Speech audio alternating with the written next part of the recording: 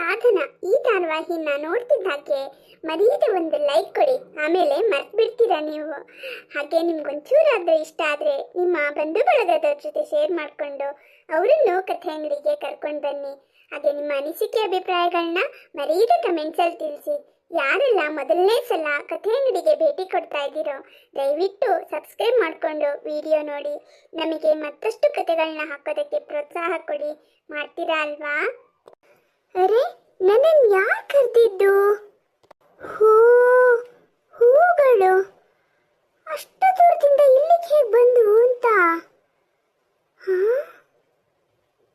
ಇವುಗಳೇನಾದರೂ ನನ್ನ ಹತ್ರ ಮಾತಾಡಿದ್ದ? ಈ ಹೂಗಳು ನನಗೆ ಧೈರ್ಯ ಕೊಟ್ಟಿದ್ದ? ಸಾಧನ ಹೀಗೆ ಯೋಚನೆ ಮಾಡ್ತಿದ್ದಾಗ ಅವಳಿಗೊಂದು ಐಡಿಯಾ ಬರುತ್ತೆ.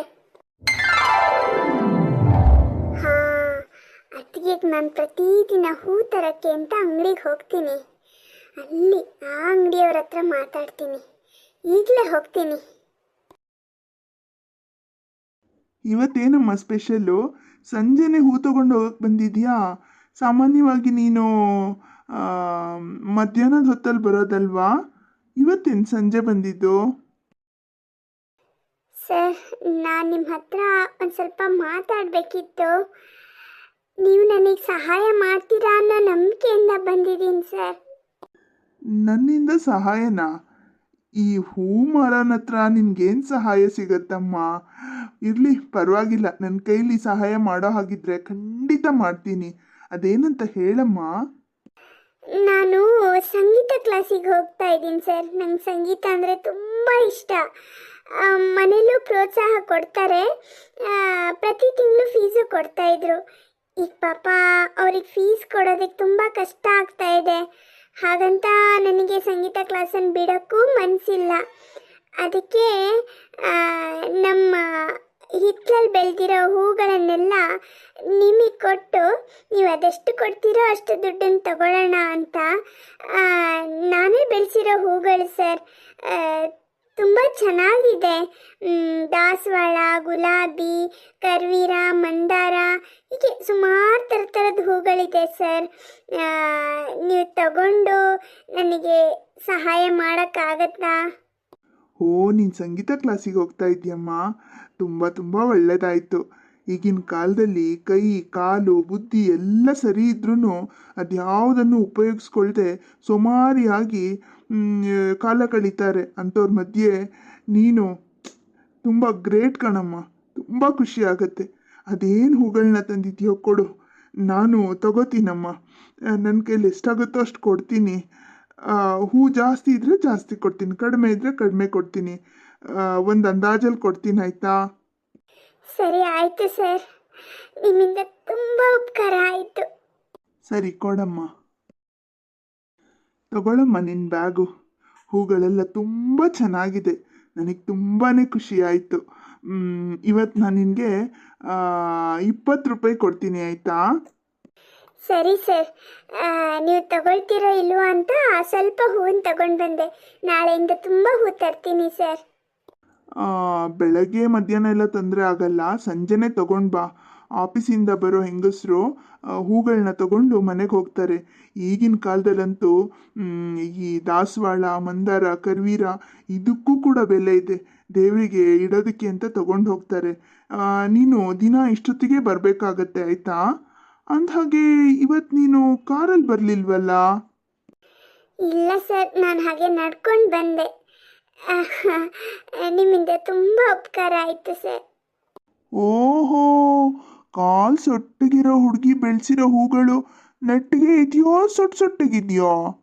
ಲೋ ಮುಕುಂದ, ಸ್ವಲ್ಪ ಸುಮ್ಮನೆ ಇರು. ನೋಡಿ ಮಾಡಿ ಮಾತಾಡು. ನಿನಗಂತೂ ದುಡಿಯೋ ಯೋಗ್ಯತೆ ಇಲ್ಲ, ವಿದ್ಯೆ ಅಂತೂ ತಲೆಗೆ ಹತ್ತಲೇ ಇಲ್ಲ. ಉಂಡಾಡಿ ಗುಂಡಂತರ ಬೆಳ್ಕೊಂಡಿದ್ಯಾ. ಆದರೆ ಆ ಹುಡುಗಿನ ನೋಡಿ ಸ್ವಲ್ಪನಾದರೂ ಬುದ್ಧಿ ಕಲಿ. ಅಷ್ಟು ಸಮಸ್ಯೆ ಇದ್ರೂ ತನ್ನ ಸಂಗೀತ ಕ್ಲಾಸಿನ ಫೀಸನ್ನು ತಾನೇ ದುಡ್ಕೊಳ್ಬೇಕು ಅಂತ ಎಷ್ಟು ಕಷ್ಟಪಟ್ಟು ಹೂಗಳನ್ನೆಲ್ಲ ತಂದು ಕೊಟ್ಟಿದ್ದಾಳೆ ಗೊತ್ತಾ ನಿನಗೆ? ನೀನು ಇದೆಯಾ ಅಯೋಗ್ಯ. ಓಹೋ, ನಿಂದೆ ಒಂದು ಪುಟಕೋಸಿ ಅಂಗಡಿ, ಅದರಲ್ಲೂ ಇದೊಂದು ಬೇರೆನಾ? ಚೆನ್ನಾಗಿದೆ. ಅಂದಹಾಗೆ ಸೊಟ್ಟಪಟ್ಟ ಮೇಡಮ್, ನೀವು ಬೆಳೆಸೋ ಹೂಗಳು ಸೊಟ್ಟಿಗೆ ಇರುತ್ತಾ ಇಲ್ಲ ನೆಟ್ಟಿಗೆ ಇರುತ್ತಾ? ನಿಮ್ಮ ಹೆಸರೇನೋ ನನಗೆ ಗೊತ್ತಿಲ್ಲ ಸರ್, ಆದರೆ ಬೇರೆಯವ್ರನ್ನ ಹೀಗೆಲ್ಲ ಆಡ್ಕೊಂಡು ನಗೋದು ಸರಿ ಇಲ್ಲ.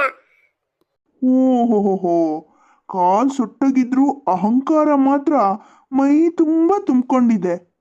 ಇದು ಅಹಂಕಾರ ಅಲ್ಲ ಸರ್, ಸ್ವಾಭಿಮಾನ. ಸ್ವಾಭಿಮಾನ ಅಂತೆ, ಸ್ವಾಭಿಮಾನ. ಯಾರಾದ್ರೂ ಒಂಚೂರು ದೂಕಿದ್ರೆ ಸಾಕು ಬಿದ್ದೋಗ್ತೀಯಾ? ಸ್ವಾಭಿಮಾನ ಅಂತೆ, ಸ್ವಾಭಿಮಾನ. ಥು, ಹಾಗೆಲ್ಲ ಮಾತಾಡಬೇಡ ಮುಕುಂದ.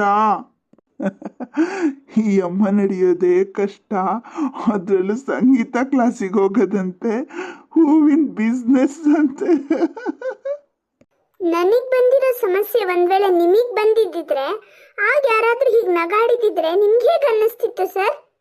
ಹಾಗೇನಾದರೂ ಆಗಿದ್ದಿದ್ರೆ ನಾನು ಕೆರೆನೋ ಬಾವಿನೋ ನೋಡ್ಕೋತಾ ಇದ್ದೆ, ಈ ಥರ ಬಂಡವಾಳ ಬದುಕ್ತಿರ್ಲಿಲ್ಲ.